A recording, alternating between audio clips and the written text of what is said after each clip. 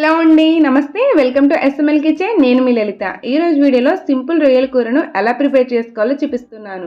ఈ కర్రీని బ్యాచిలర్స్ అయినా బిగినర్స్ అయినా చాలా ఈజీగా ప్రిపేర్ చేసుకోవచ్చు. నేను చేసే ఈ ప్రాసెస్లో అయితే కర్రీ అసలు నీచు వాసన రాదు.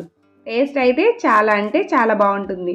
మీరు కూడా తప్పకుండా ట్రై చేయండి. మళ్ళీ మళ్ళీ ఇలాగే చేసుకుని తింటారు. ఇంకెందుకు మరి ఈ సింపుల్ కర్రీని ఎలా ప్రిపేర్ చేసేయాలో చూసేద్దాం.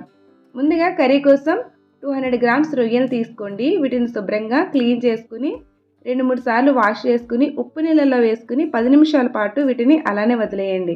ఇప్పుడు కర్రీ ప్రిపేర్ చేసుకోవడానికి స్టవ్ పైన ఒక వెడల్పాటి ప్యాన్ పెట్టుకుని 1/4 కప్పు వరకు ఆయిల్ వేసుకోండి. ఆయిల్ బాగా హీట్ అయ్యాక మనం క్లీన్ చేసి పక్కన పెట్టుకున్న రొయ్యలు వేసుకోవాలి. వీటిని 2 నిమిషాల పాటు మీడియం ఫ్లేమ్లో బాగా ఫ్రై చేసుకోండి. రొయ్యలు నీచువాసన రాకుండా 1/4 టీ స్పూన్ పసుపు కూడా వేసుకుని మరొకసారి బాగా వేయించుకోవాలి. ప్రాన్స్ ఇలా బాగా వేగిపోయాక వీటిని ఆయిల్ నుండి వేరొక బౌల్లోకి సపరేట్ చేసుకోండి.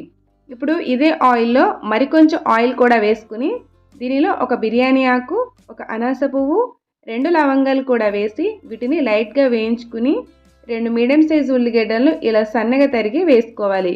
వీటిని మీడియం ఫ్లేమ్లో దోరగా వేయించుకోండి.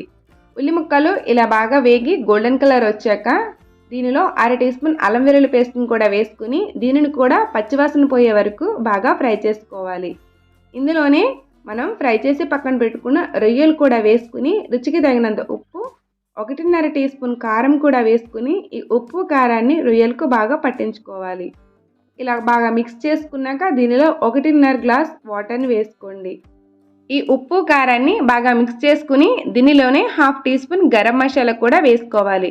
ఇప్పుడు కర్రీ మొత్తాన్ని ఒకసారి బాగా కలుపుకుని దీనిపైన మూత పెట్టుకుని హై ఫ్లేమ్లో 15 నిమిషాల పాటు కుక్ చేసుకోవాలి. కర్రీ ఇలా బాగా ఎగిరిపోయి దగ్గరికి అయింది కదా, ఇలా గ్రేవీ కన్సిస్టెన్సీలోకి వచ్చాక స్టవ్ని టర్న్ ఆఫ్ చేసుకుని సర్వింగ్ బౌల్లోకి సర్వ్ చేసుకోండి. అంతేనండి, సింపుల్ అండ్ టేస్టీ రొయ్యల కూర రెడీ. టేస్ట్ అయితే సూపర్ ఉంటుంది. ఇలా ఒక్కసారి ట్రై చేయండి. మళ్ళీ మళ్ళీ ఇదే చేసుకుని తింటారు. అంత రుచిగా ఉంటుంది.